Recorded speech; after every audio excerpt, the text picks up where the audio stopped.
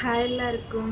ஹாஸ்டல்ல இருந்து hair fall problem face பண்ணுறீங்களா? அப்போ இந்த வீடியோ உங்களுக்கு தான் ஃபுல்லாக பாருங்கள். ஃபஸ்ட்டு ஹேர் ஃபாலுக்கு சொல்யூஷன் சொல்கிறதுக்கு முன்னாடி ஹேர் ஃபால் வரதுக்கு மெயின் ரீசனாக இருக்க 6 ப்ராப்ளம் பற்றி இந்த வீடியோவில் ஷேர் பண்ணுறேன். ஃபஸ்ட்டு ப்ராப்ளம் தண்ணிங்க. ஹாஸ்டலில் மேக்ஸிமம் போர் வாட்டர் அப்படி இல்லைன்னா ஹார்ட் வாட்டர் தான் இருக்கும். அதில் கால்சியம் அண்ட் மெக்னீஷியம் அதிகமாக இருக்கிறதுனால அது நம்மளோட ஸ்கேல்ப்பை ட்ரை ஆக்கி ஹேரை வீக் ஆக்கும்.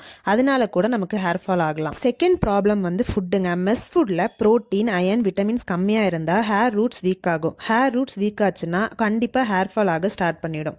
தேர்ட் ரீசன் வந்து ஸ்ட்ரெஸ்ஸுங்க. Assignment pressure, exam pressure, late night sleep, இதனால நம்மளோட ஸ்ட்ரெஸ் ஹார்மோன்ஸ் இன்க்ரீஸ் ஆகும். அதனால நமக்கு ஹேர் ஃபாலும் இன்க்ரீஸ் ஆகும்.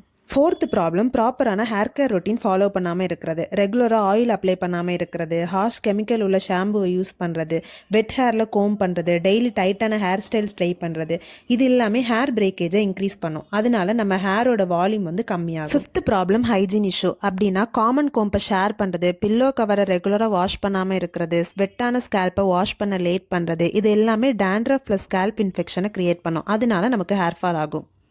Sixth problem climate change. வீட்டில் இருந்து ஹாஸ்டலுக்கு வரும்போது வாட்டர் ப்ளஸ் கிளைமேட் ரெண்டுமே சேஞ்ச் ஆகும். அது ரெண்டுக்குமே பாடி அடாப்ட் ஆகுற வரைக்கும் டெம்பரவரி ஹேர் ஃபால் அதிகமாக இருக்கும். டெய்லி 50 to 100 ஹேர் ஃபால் வந்து நார்மல். அதை விட அதிகமாக இருந்தால் கண்டிப்பாக நம்ம ஹேரை கேர் பண்ணணும்.